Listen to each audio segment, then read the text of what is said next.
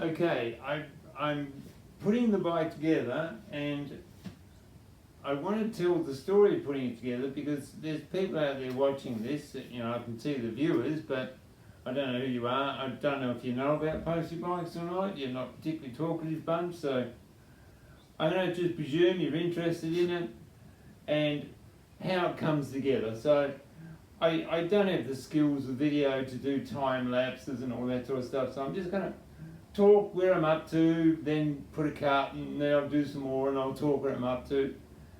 But the thing about this is I don't know what I'm doing in respect to, and I'll show you in a second, this bike. Remember, I bought this bike in pieces. It's not as if I pulled the bike apart and put it back together. I've just got this bunch of pieces, you know, she's all there, mate, and I'm finding it's not.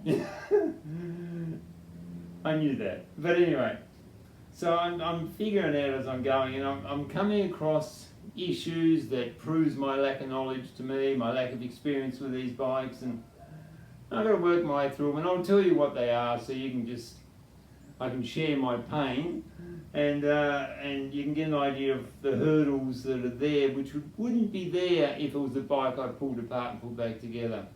So I'm just going to grab the iPad and just walk you through some of the issues and what I've done so far.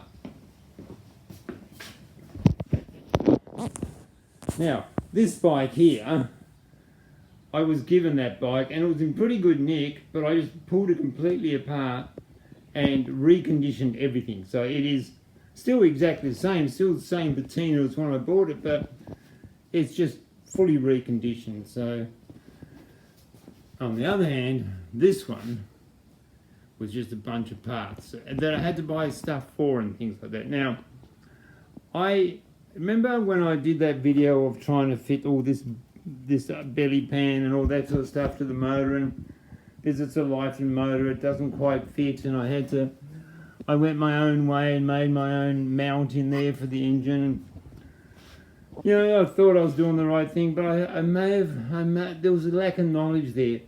It seems like now I've learned that the cause of all that is that these motors aren't as wide as what the Honda motors are, so therefore everything's up 20 mil thereabouts, and you can see that by there would be the normal mounting point, and up there is where the Lifeline mounting point is, yet it fits perfectly there. So apparently, and I don't know for sure, let's just take my seat here, apparently they're a little bit fatter down the bottom, which is okay because this type of exhaust I'm running, I have to bend that up to clear it, where this kind of exhaust would be for one of those bikes that doesn't have that racky thing there, that crash bar, we want to call it.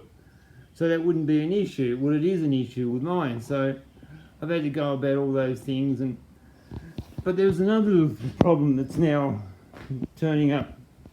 I put the centre stand on there, and the centre stand is independent to everything else. That just bolts to the frame.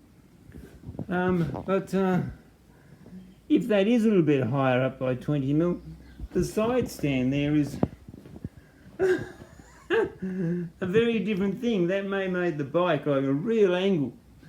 So I may have to extend this, and extending for 20 mil that direction may mean I need to extend this for 30 mil that direction.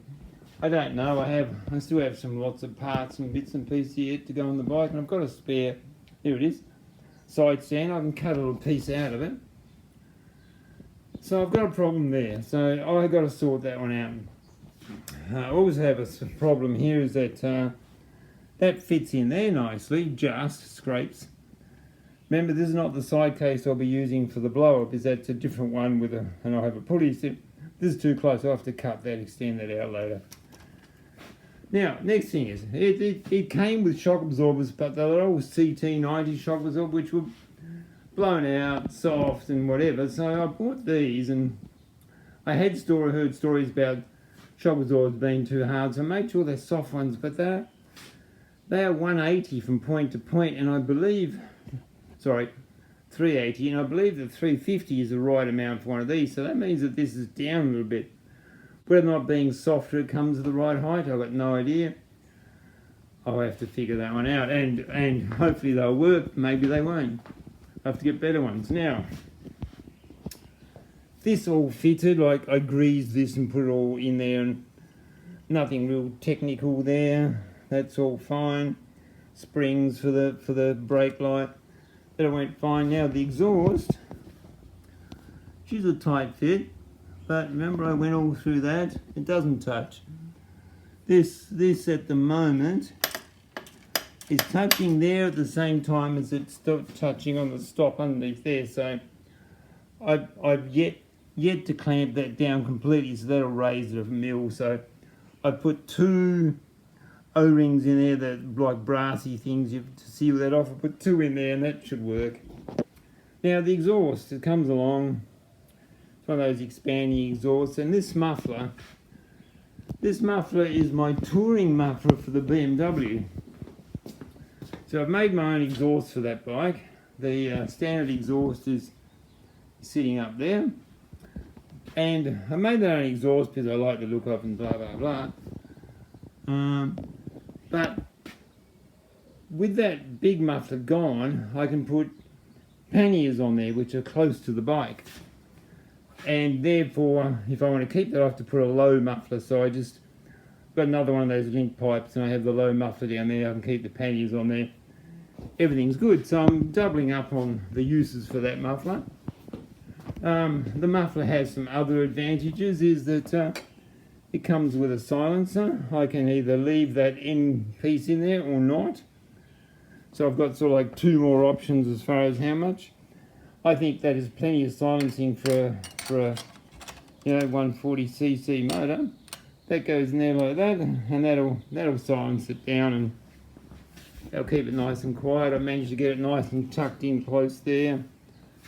So, well, there was a few problems. Some of these bikes come with passenger foot pegs. I only have one. There's one down there. I only got one with it. So I don't have one for this side, but it wouldn't have fitted with the muffler. So instead of cutting it off, I bent it out. I can always bend it back and if I need to. Some come with it, some didn't. This one seems to. I don't even know if it matched the bike. I've got no idea. Anyway, so everything's sort of progressing there, and I'll come back to it later when I've progressed a bit further again. One of the things I've made, and this is the problem when I make something, I make it, then make it again, and make it again until I'm happy, and that's this blow-off valve. Now, yeah, I don't mind the angle. I might play with the angle, make this up a bit higher, and that knob, the bronze knob on there, all looks good, but when I shoot the nitrous out of it, and you saw me shoot, it was just a clear gas. You couldn't see anything, so I think I'm going to enhance it. It's been running around the back of my mind. I do have a water tank here, which for the most part, I don't expect this to be high pressure, for the most part won't be used, so I could tap into that. The height is about the same. Oops, the height is about the same, so I've been experimenting as I usually do, and I've got some I've got a little back tube, and I put another tube in there with a little vent on it. So that runs, and it's a long tube to experiment with, length of tube and stuff like that. And I just did a little experiment, and you'll see what happens.